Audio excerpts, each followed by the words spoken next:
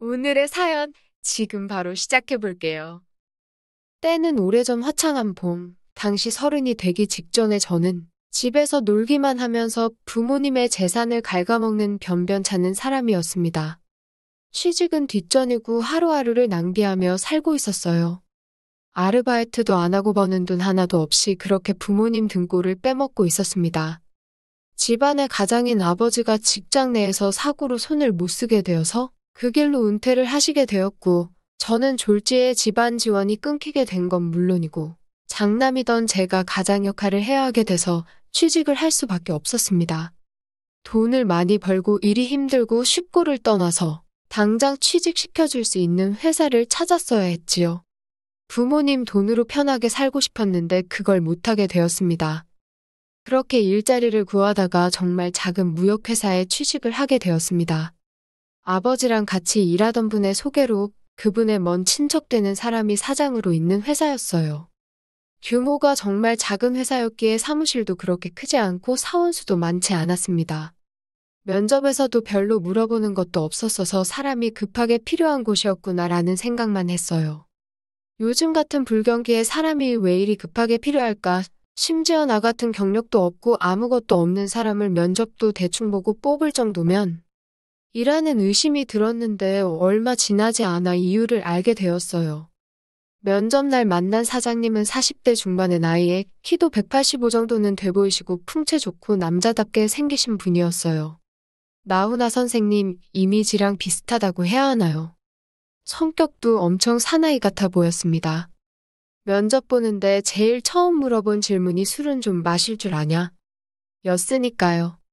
첫 출근을 한 날, 제 자리에 이것저것 세팅을 하고 일할 준비를 하는데 약간의 위화감이 느껴지더라고요. 그건 바로 회사에 남자들밖에 없다는 것이었어요. 여자가 없어서 아쉬웠던 게 아니라 정말 몇 명 안 되는 사원들이 전부 남자들밖에 없어서 그랬죠. 보통 이런 작은 회사 사무직 같은 일은 격리일을 보는 여직원이라도 있었을 텐데 이 회사는 격리 보는 분도 남자에다가 완전 고추밭이었습니다. 수다쟁이 옆자리 김대리님이 이런저런 말을 해주면서 회사에 여직원이 없는 이유에 대해서도 말해줬습니다. 우리 사장님이 사실은 여자를 엄청 좋아하시는 분이라고. 원래 2년 전까지는 여직원이 남자 직원보다 많았는데 사장님이 여직원들한테 손을 대기 시작했다가 그 바람에 이렇게 남자만 남게 되었다고요. 여직원을 손대기 시작하면서 직원들이 외근 나가고 아무도 없을 때 빈 사무실에서 여직원을 어떻게 해보려고 했답니다. 근데 그 여직원도 보통이 아니어서 그 사실을 가지고 돈을 어떻게 뜯어내보려다가 사모님까지 그 사실을 알게 되었다는 거죠. 처음에는 사모님이 사장이 꽃뱀에게 물렸겠거니 하고 생각하고 한번 넘어가 줬는데 사장은 정신 못 차리고 그 이후에도 남아있는 다른 여직원에게마저 손을 대려고 했다는 거죠. 그런데 여기서 재밌는 건 그 여직원은 이미 사모님이 포섭을 한 끈앞풀이였다고 하네요. 그렇게 또 여직원에게 손을 대려던 사실을 알게 된 사모님이 회사에 찾아와서 다 때려 부수고 난리도 아니었다고 합니다. 사실 사장인 남편은 봐주고 회사 자체는 사모님 집안 회사라고 하더라고요. 그렇게 회사에 있던 여직원들은 전부 강제해고를 당했고 이렇게 남자만 남아 회사를 돌리고 있다고 하는 이야기였어요. 뭐, 돈만 벌면 됐지? 저도 여기가 평생 직장은 아니라고 생각했고, 당장 돈이 급해서 입사를 했기 때문에 그런 뒷이야기는 크게 신경 쓰지도 않았지만요. 출근 첫 주에 주말이 돼서 사장님이 호탕하게 웃으면서 오늘은 저희 입사 기념 회식을 할 거라고 하며 사전에 제 의사는 물어보지 않은 회식이 시작됐습니다. 술 마시는 걸 싫어하진 않지만 불편한 자리는 딱 질색이거든요. 아무튼 그렇게 강제로 회식에 끌려가게 됐습니다. 회사 근처 삼겹살집에서 모여 앉았어요. 인원이 많지 않아서 옹기종기 모여 앉아 술을 마시고 있었습니다. 호탕하신 사장님은 술도 엄청 많이 드시더라고요. 말했다시피 저는 불편한 자리에서는 행여 실수라도 할까봐 술을 되도록 마시질 않습니다. 불편한 관계를 입사 첫 주부터 만들 이유는 없다고 생각돼서 최대한 채워주는 잔을 마시는 척만 하고 최소한으로만 마셨어요. 그렇게 회식이 다 끝나가는 와중이었어요. 다른 사람들 모두 얼큰하게 취해 있는 상태에서 저만 거의 맨정신을 유지하고 있었습니다. 이제 집에 가겠구나 하는데 2차 이야기를 하더라고요. 남아있는 직원들도 신나서 아가씨 있는 대로 가자고 사장을 꼬드기고 있었습니다. 분위기를 보니 여직원이 없는데도 이 직원들이 회사에 충성을 하는 이유가 회식에 있었던 것 같더라고요. 다 그 나물에 그 밥인 사람들이었던 겁니다. 아무튼 그렇게 아가씨들 불러서 놀자고 근처 아는 가게에다가 막 전화를 돌리고 있는데 사장님에게 전화가 왔습니다. 사모님으로부터 말이죠. 사장이 전화를 받으면서 신입 직원 회식 온 건데 또 사람을 못 믿고 산통을 깬다고 성하시더군요. 2차 가기 직전에 전화가 와서 다행이지. 아무튼 사장님이 왜 사람 말을 못 믿으냐고 우리 신입 직원 목소리나 들어보라고 저에게 전화를 건네주더군요. 여기서부터 이야기가 시작됩니다. 전화를 넘겨받고 인사를 드렸어요.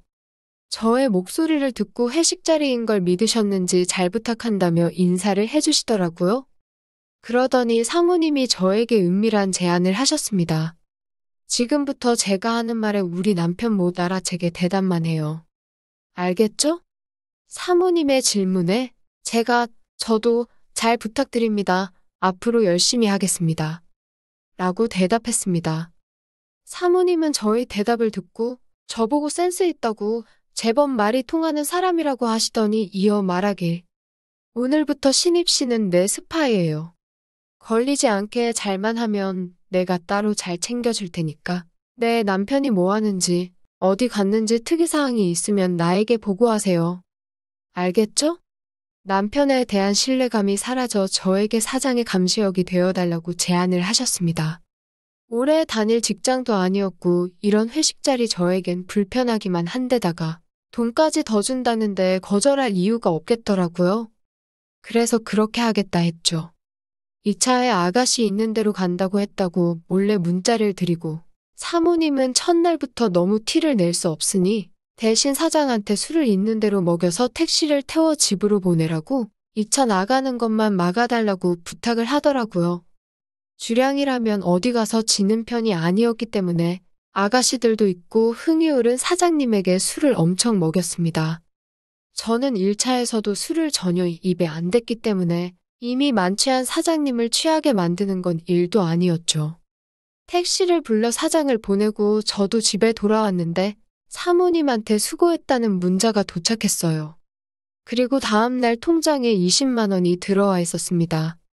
한 달을 일해서 200이 안 되는 월급인데 사모님이 시키는 대로만 했더니 20만 원을 벌었으니 이게 웬 횡재인가 싶었습니다. 그날부터 저는 사모님의 충성스러운 끈앞풀이 되었습니다. 거래처에서 온 여직원하고 커피를 사러 나갔다. 회식이라고 사모님께 거짓말을 하고 어디 가려는 꿍꿍이인 것 같다. 뭐 이런 사소한 것부터 진짜 여자가 섞인 일까지 사모님에게 전부 보고를 했습니다. 그럴 때마다 사건의 크기에 따라 액수는 달랐지만 사모님이 넉넉한 돈을 입금해줬습니다. 그러던 어느 날 사건이 터지고 말았어요. 저의 앞잡이 노릇이 성공적이었는지 사장님은 사람들을 의심하기 시작하더라고요. 그도 그럴 게 제가 오기 전에는 어땠는지 모르지만 제가 온 이후로는 사장님과 여자가 관련된 일이라면 사전에 모든 게 차단되어 버리니 사장님도 속이 탔겠죠. 어느 날 갑자기 사장님이 본인이 직접 출장을 다녀와야겠으니 저보고 짐을 싸달라고 하시는 거예요. 출장을 가시면 본인이 집에서 오시며 챙겨와야지. 왜 저한테 시키는 걸까 생각을 했습니다. 얼마 전 진행하다가 취소된 프로젝트가 있는데 그 물건을 말하며 그거 어떻게 해올 테니까 관련 자료 찾아서 짐 가방에 넣어놓으라고 하시더군요. 저는 생각했습니다. 마지막 단가가 안 나와서 나가리 난 건데 왜 굳이 그걸 챙기려고 하시지? 라고 생각하니 출장을 핑계로 여자를 만날 수도 있겠다는 생각이 들더라고요.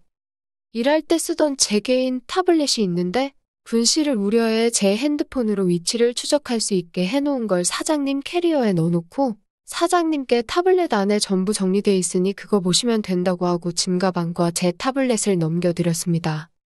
그리고는 바로 사모님께 문자를 드렸어요. 조금 수상한 부분이 있어서 연락드린다고 하고 구체적인 내용을 설명드렸죠. 퇴근하고 나서 위치를 확인해보니 지방의 어느 싸구려 숙박업소더라고요. 어딘지 주소를 문자로 보고드리고 나선 씻고 잠들었죠. 시끄러운 전화 벨소리에 잠을 깼습니다. 시계를 보니 새벽 2시였고 제게 전화를 건 사람은 사모님이었지요. 사모님은 전화로 대뜸 제가 위치를 말해준 그곳으로 와달라고 했어요. 꿀같은 주말에 그것도 새벽 2시에 제가 가야 할 이유가 전혀 없었지만 이번엔 새벽에 장거리이기까지 하니 사모님이 두둑히 챙겨줄 돈 생각이 나서 곧바로 차를 타고 출발했습니다. 그 모텔 앞에 도착하니 사모님이 계시더라고요. 제가 사모님을 실제로 직접 뵌 건 이때가 처음이었는데 사장님이 왜 이런 미모의 사모님을 두고 그렇게 여자를 밝히는지 의문이 들 정도로 아름다우셨어요. 사장님과 5살 차이가 난다고 들었는데 40세라고는 믿어지지 않을 정도로 세련된 모습과 제 또래라고 봐도 무방할 동안을 가지고 계셨죠. 그동안 들어온 이야기 덕에 깐깐하고 무서운 아줌마, 딱 그런 이미지였는데 전혀 다른 모습에 놀랐습니다. 어색하게 인사를 드렸는데 사모님은 손톱을 물어뜯으며 시선은 온데간데 없이 혼자 중얼거리고 있었어요. 안절부절 못하는 모습이 조금 섬뜩하기도 했습니다. 대충 진정시키고 상황을 들어보니 이미 한참 전에 도착해서 기다리고 있는데 남편, 즉 사장님의 차는 보이지 않고 10시부터 지금까지 기다렸는데 차가 돌아오지 않고 있다고 하시더라고요. 새벽 공기는 너무나도 추웠습니다. 이대로 가다간 사장님이 도착할 때까지 밖에 죽치고 있을 것 같아서 일단 작전을 세웠습니다. 사모님 차나 제 차나 사장님이 뭔지 뻔히 알고 있는데 여기서 기다리다가 우리를 보면 안 들어올 게 뻔하니 사장이 잡은 방 바로 옆에다가 방을 잡고 옆방 문이 열리는 소리가 들리면 현장을 잡을 수 있을 거라고 설명했죠. 사모님은 이내 수긍하시고 그렇게 추위를 피해 방으로 들어갔습니다. 단둘이 방 안에 들어가니까 분위기가 좀 어색하더라고요. 저는 자다가 씻지도 못하고 나와서 세면도구를 사서 들어왔는데 그 안에 커플들 사용하라고 들어있는 미생용품도 같이 있었으니까요. 멀리 떨어져 있어야 하나 같이 있어야 하나 고민하다가 자다 나온 데다가 운전까지 했으니 사모님께 조금 눈 좀 붙여도 되냐고 허락받고 부족한 잠을 청했습니다. 이제 막 잠에 들은 것 같은데 사모님이 절 흔들어 깨우시더라고요. 졸린 눈을 겨우 뜨니 사모님이 눈물을 흘리고 있었고 어떡하냐고 하셨어요. 너무 깜짝 놀라 무슨 일인가 여쭤보니 드디어 옆방문이 닫히는 소리가 났는데 이 소리 좀 들어보라고 하더라고요. 옆방에서 나는 소리를 집중해서 들어보니 사장이 웬 여자랑 방 안에서 대화를 나누는 소리가 들리더군요. 남편이 바람피는 현장은 사실 직접 처음으로 목격한 거라 어떻게 해야 할지 모르겠다는 겁니다. 회사를 뒤집어 놓았다길래 아주 대판 못 볼 걸 보겠거니 했는데 너무나도 여성스러운 모습에 오히려 제가 다 당황스럽더군요. 분위기도 뻘쭘하고 해서 어깨에 손을 올리고 괜찮으세요? 라고 여쭈며 위로해줬는데 사모님이 갑자기 저한테 들이대더라고요. 옆방에 남편도 하고 있는데 나라고 못하겠냐며. 사모님의 모습을 보아하니 저한테 선택권도 없는 것 같더라고요. 저도 그냥 모든 것을 포기하고 흐름에 몸을 맡겼습니다. 미모도 출중하신 분인데 제가 거절할 이유도 없었어요. 사모님은 옆방까지 들리란 듯이 억지로 크게 소리를 내고 있었습니다. 하지만 사장이 옆방에 있는 게 자기 마누라라는 생각이나 했을까요? 그 목소리는 아마 닿지 않았을 겁니다. 오히려 질 수 없지 않은 자극제가 되었는지 옆방에서 나는 소리도 따라서 커지기 시작했지요. 아침이 돼서야 사모님은 돌아갔는데 지갑에 있는 현금을 잔뜩 빼더니 저한테 던져주곤 말도 없이 그냥 가버리더군요. 충격이 얼마나 크면 저럴까 싶었습니다. 던져준 돈의 금액을 세어보니 자그마치 100만 원이었습니다. 조금 기분은 더러웠지만 님도 먹고 뽕도 따고 다 했네요. 그리고 월요일에 출근했는데 사장님이 제 타블렛을 돌려주시며 잘 썼다고 고맙다고 해주셨습니다. 기록을 보니 정리해둔 파일 오픈도 안 하셨는데 뭘 잘 쓰셨다는 건지. 아무튼 분위기를 보아하니 그날 이후 아무 일도 없었던 것 같더라고요. 점심시간이 지나고 사장님이 커피를 마시러 간다길래 사모님께 바로 또 문자를 보냈습니다. 사장님이 커피 마시러 나가셨다고요. 그런데 사모님에게 답장이 오기를 이제 이런 거 나한테 보고할 필요 없어요. 라고 써있고 문자 마지막에는 하트 표시가 같이 있더라고요. 사모는 이제 자기도 막 살 거라면서 저랑 잘해보자고 하는 겁니다. 오만 가지 생각이 다 들면서 담배가 마구마구 땡기더라고요.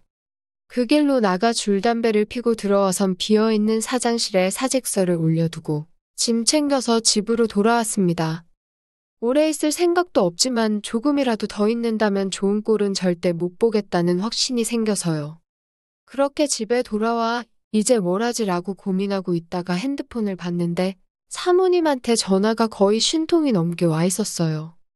갑자기 온몸에 소름이 돋아서 전화번호를 차단해버렸습니다. 제가 회사를 관둔 뒤 정확히 3일 뒤 집 앞에 사모가 찾아왔습니다.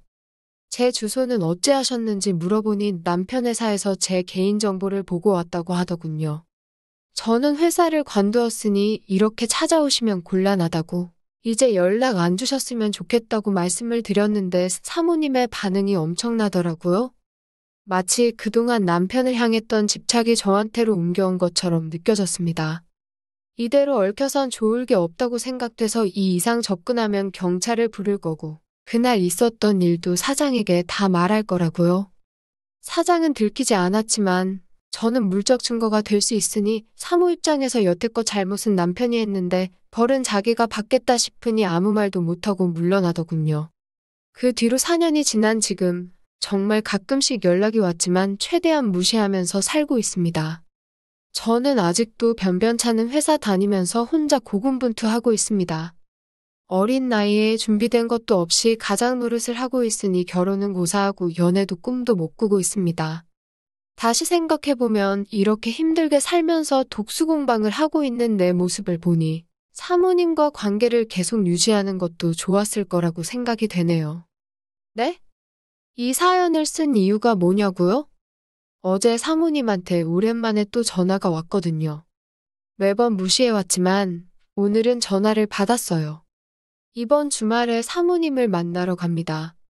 저의 긴 이야기 들어주셔서 감사합니다. 좋은 하루 되세요. 저에게도 행운이 깃들기를 빌어주시고요. 오늘의 사연은 여기까지네요. 긴 사연 끝까지 들어주셔서 감사합니다. 구독과 좋아요 잊지 말아주세요.